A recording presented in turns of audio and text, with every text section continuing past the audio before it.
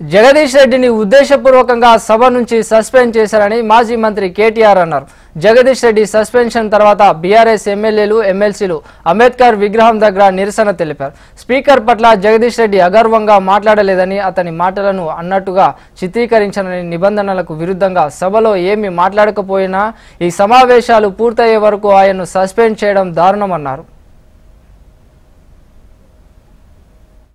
Suspension అనేది ప్రజాస్వామికం. కేవలం నన్ను సస్పెండ్ చేయడం కాదు, బీఆర్ఎస్ పార్టీ గొంతు నొక్కే ప్రయత్నం తప్ప ఇంకొకటి కాదు.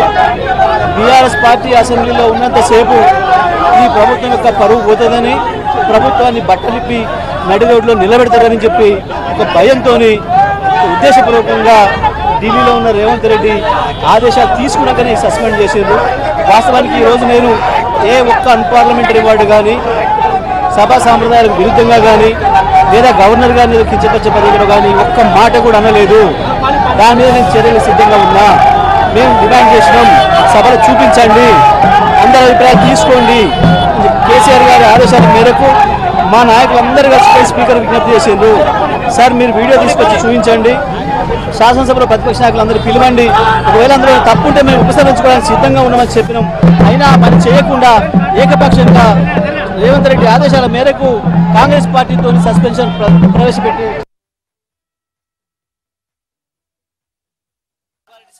ఉద్దేశపూర్వకంగా అటు మంత్రులు ఇటు కాంగ్రెస్ పార్టీకి సంబంధించిన శాసనసభ్యులు రన్నింగ్ కామెంటరీ చేస్తూ ఆయన ప్రసంగానికి అంతరాయం కలిగిస్తూ ఇష్టం వచ్చిన కామెంట్స్ చేస్తా ఉంటే జగదీశ్వర్ రెడ్డి గారు ఏమాత్రం సంయమనం కోల్పోకుండా చాలా చక్కగా రాష్ట్రంలో ఎండిపోతున్న పంటలు, రాష్ట్రంలో అధోగతి పాలైన వ్యవసాయం, రైతుల కష్టాలు, జరగని రుణమాఫీ, పడని రైతు బంధు ఇవన్నీ ఎండగడుతూ తన పద్ధతుల్లో చాలా స్పష్టంగా ప్రభుత్వానికి ఇవాళ ఒక హెచ్చరికలాగా రాష్ట్ర ప్రజల తరపున చేస్తుంటే, అమలు గాని 6 గ్యారంటీలు, ఇచ్చిన 420 హామీల వాగ్దాన భంగం, వీటన్నిటి మీద విమర్శలతో ఇవాళ దాడి చేస్తుంటే తట్టుకోలేని ప్రభుత్వం ఈరోజు నీతిబాహ్యంగా నిస్సిగ్గుగా ఇవాళ కేవలం అబద్ధాల మీద ఆధారపడే ఈరోజు మా గౌరవ సభ్యులు జగదీశ్వర్ రెడ్డి గారిని అనని మాటను అన్నట్టుగా చిత్రీకరించి ఇవాళ సస్పెండ్ చేసే ప్రయత్నం చేసింది.